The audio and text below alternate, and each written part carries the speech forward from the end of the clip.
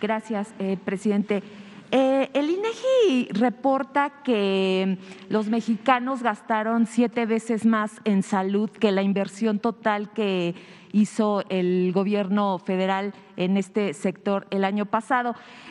Me gustaría que hiciera una autocrítica del por qué la gente está optando por los servicios de salud privados, si esto deja o demuestra que los servicios de salud públicos aún siguen siendo deficientes e insuficientes. Y si ante este panorama usted había prometido un sistema de salud similar al de Dinamarca, le falta menos de 2 años, ¿usted cree que se pueda cumplir esa promesa y para cumplirla qué es lo que se tiene que hacer? Esa sería la primera pregunta. Gracias. No, mire, vamos avanzando mucho. ¿De qué medio es usted? Erika Hernández, de Reforma. Bueno, ahora mismo, ¿por qué no vuelves a informar sobre en los estados donde está el IMSS Bienestar cómo se está incrementando el número de consultas y de atención a partos y todo? Porque lo acabamos de decir. Sí, presidente, pero sí, en una manera general, el sistema de salud, de manera general, no vemos que esté cumpliendo con lo que usted había prometido. Sí. Primero, si me permite, señor presidente, si podemos poner esa justamente. La nota que trae hoy en su primera plana el Reforma es una disculpa de antemano, pero es muy pobremente realizada. Primero, el comparativo que hace del gasto de salud es solamente del ramo 12, que son los programas de salud pública, justamente, programas que se dedican a intervenciones a la población en su conjunto, los programas de VIH, los programas de salud sexual y reproductiva. Ese no es el presupuesto, ni remotamente es el presupuesto del gobierno federal en atención médica. Y luego compara, pues la pude revisar en la mañana, lo que hace suma dos conceptos. Uno, de la atención de cuidadores en casas y hace ese cálculo, y después hace un cálculo también bastante forzado respecto a cuántas personas derechohabientes del Seguro Social que no utilizaron los servicios del Seguro Social, asume que se atendieron en el medio privado. No todo mundo se enferma, afortunadamente, en el país. Hay muchos derechohabientes que efectivamente pueden pasar mucho tiempo sin utilizar servicios de atención médica, consultas, estudios de diagnóstico, porque no se enfermaron. Hay quienes, desde luego, pueden estarlo haciendo en el medio privado, pero es un número mucho menor. Entonces, la verdad que la nota cuesta trabajo de pensarla con un rigor periodístico a partir de comparar cosas que no son comparables. El ramo 12 específicamente, el FASA es otra cosa, que es el fondo en donde están las nóminas, eso no se contabiliza, en donde están la operación de los hospitales, donde está la operación de las unidades de primer nivel. Entonces, lo que toman es solamente un pedazo, uno de los ramos, y asumen que es el ramo de salud, el ramo 12. Efectivamente, así lo dice el presupuesto, pero no es el único, no es la única fuente de financiamiento del sistema de salud. Ahora, esto es mucho más evidente. En estos casos, en donde las consultas de medicina familiar prácticamente no existían, porque la medicina familiar es parte del modelo histórico de la seguridad social en nuestro país. Son médicos especialistas, los médicos familiares, no son médicos generales, que pueden ver una amplia gama de padecimientos y que hoy incrementaron en 23% sus consultas. Este tipo de consultas eran las que en el Seguro Popular o no existían, o simplemente no existía ese servicio, o efectivamente se iban al medio privado. En el caso de las consultas de especialidad, peor aún, porque en las zonas remotas estas consultas de especialidad están generalmente en las áreas de consulta externa que existen en los hospitales, en los consultorios que están en los hospitales, no se atendían con médicos especialistas tampoco, eran consultas de medicina general. Con el programa de bienestar hoy se tiene cobertura para que la gente pueda ir a la consulta de especialidad no solamente en las especialidades troncales que hemos detallado, ginecología, pediatría, medicina interna, ya también trauma y ortopedia o cirugía, sino en muchas más especialidades, cerca de 52. Esto también era lo que o se cobraba en las cajas del Seguro Popular o se iban al medio privado o simplemente no ocurrían esas consultas de especialidad y entonces se tenía que esperar a que ya el estado de salud fuera deteriorándose y quizá tuviera que haber una intervención de otra naturaleza. Y las cirugías exactamente lo mismo. Entonces, este incremento de cirugías que no fueron al medio privado en estos 9 estados en donde estamos avanzando, demuestra que con la eficiencia de los recursos y con verdaderamente una intervención que atiende la salud no como una mercancía ni contabilizada solamente de manera financiera como era con el Seguro Popular, se puede hacer más con los mismos recursos. Pero además de eso, el gasto que planteamos aquí de más de 5,000 millones de pesos solamente para la adquisición de equipo que no se había adquirido en muchos años y para la rehabilitación de unidades que no se habían rehabilitado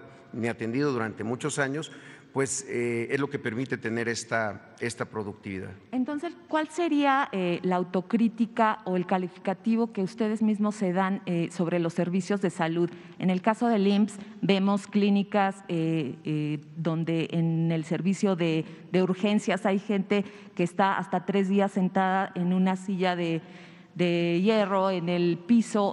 ¿Todo eso para ustedes no es parte de la eficiencia? ¿O no, cómo se califica tiene que todo ver esto? Y preguntarle al presidente, insistirle si se cumplirá su promesa del sistema de salud como Dinamarca. Gracias. Sí, nada más, es bien importante esto que usted señala.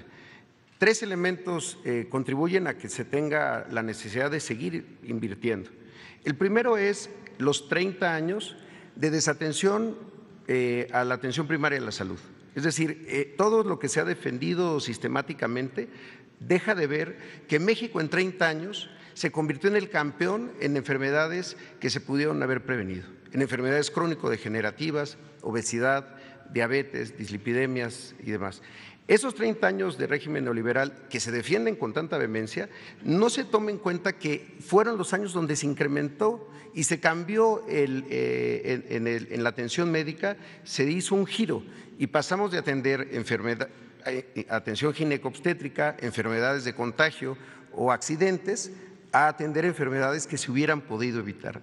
El 45% del gasto del IMSS es enfermedades crónico-degenerativas. ¿Cuándo ocurrió ese incremento? En los 30 años de este periodo. Segundo lugar, por la falta de inversión.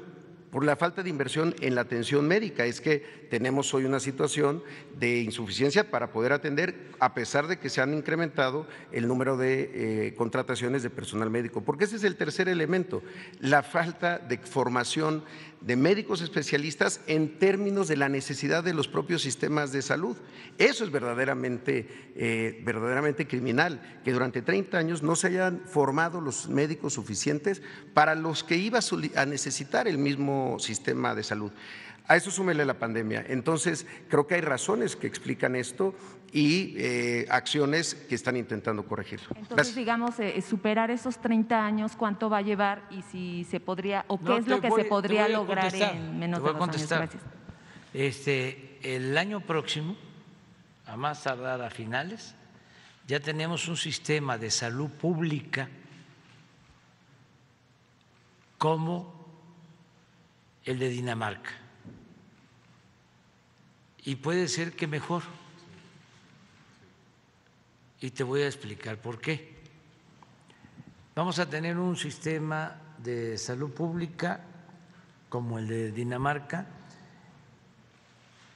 en donde la atención médica, los medicamentos son gratuitos. En Dinamarca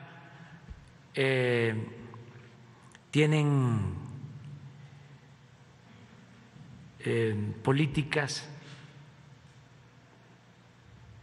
que eran completamente inalcanzables en México, porque en Dinamarca, para empezar, no hay corrupción. como la que había en México, la que ustedes promovían desde el Reforma y alentaban, porque el Reforma, para tener los antecedentes, porque no puede haber texto sin contexto, lo creó Carlos Salinas de Gortari. Esto para quienes nos están viendo, no para los que estamos aquí o los lectores del Reforma. Entonces, en Dinamarca no hay corrupción y por lo mismo el presupuesto rinde y tienen establecido algo que llaman estado de bienestar, que es lo que nosotros vamos procurando para México. Primero, que no haya corrupción y segundo, establecer el estado de bienestar. ¿Qué es en esencia el estado de bienestar? Que la persona tenga seguridad desde que nace hasta que muere, desde la cuna hasta la tumba, muy contrario a lo que defiende el Reforma. El Reforma no está de acuerdo con el estado de bienestar. El Reforma está de acuerdo con la privatización de los servicios de educación, de los servicios de salud. Para el Reforma permítanme, y para los que defienden ese modelo llamado neoliberal o neoporfirista, la educación y la salud son privilegios, no son derechos. Entonces, vamos nosotros a garantizar, como en Dinamarca, un sistema de salud de calidad para todos. Esto es, que van a poder llegar los pacientes a centros de salud que van a estar en buen estado, donde van a haber médicos generales todos los días, donde van a haber medicamentos, pero también van a tener acceso a hospitales de segundo nivel, como aquí se planteó, con especialistas. El Reforma no quiere que contratemos médicos de Cuba,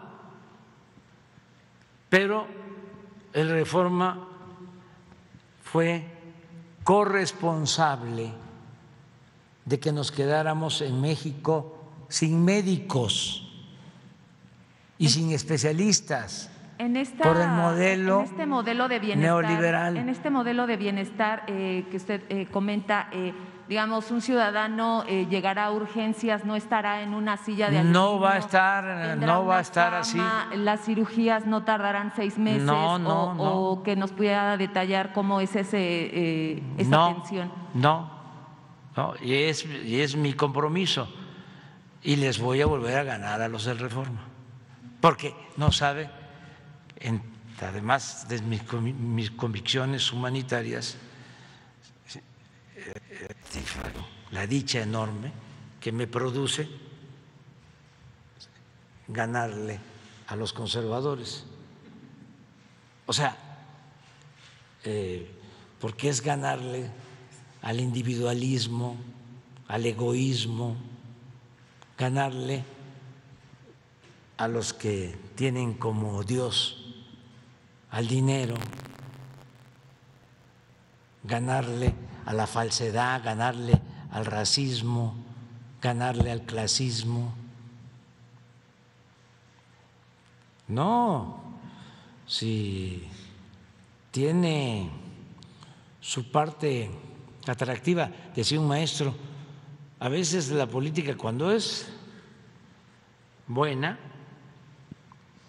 ¿sí?, produce grandes satisfacciones y una de ellas es el poder transformar Y sí, está el aplazamiento. Va a ser como Dinamarca el año próximo, con médicos, con especialistas, sin que tengan que tardar en ser atendidos, como tú lo estás planteando, con todos los medicamentos y sin pagar, es decir, gratuito todo el servicio, porque eso a los del Reforma les molesta muchísimo, porque ellos no quieren, ¿saben cómo le llaman? No es estado de bienestar ni Dinamarca, eso es populismo, es paternalismo. Entonces, sí vamos a cumplir. Entonces, le dice a Junco, de mi parte, que le vamos a ganar de nuevo, porque ya le hemos ganado varias veces. Gracias. Y aun cuando con su pasquín inmundo todos los días esté mintiendo, todos los días. Lo de hoy yo no lo sabía, pero es una mentira. Pero diario, yo no sé qué le pasa, por qué está tan enojado. O sea,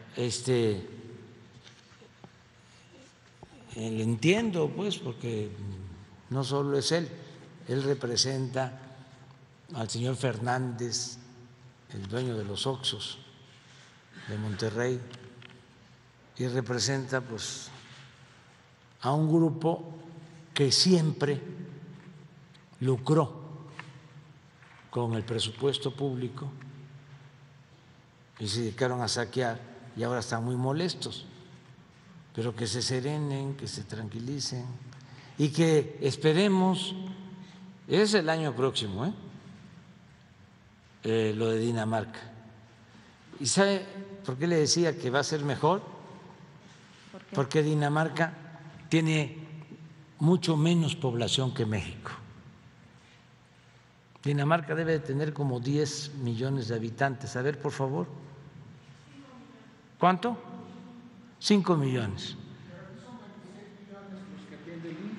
Sí, pero acá son 5. No, pero nosotros tenemos que atender a todos. Hasta ahora, sí, vamos a ir avanzando. Presidente, y como segunda pregunta,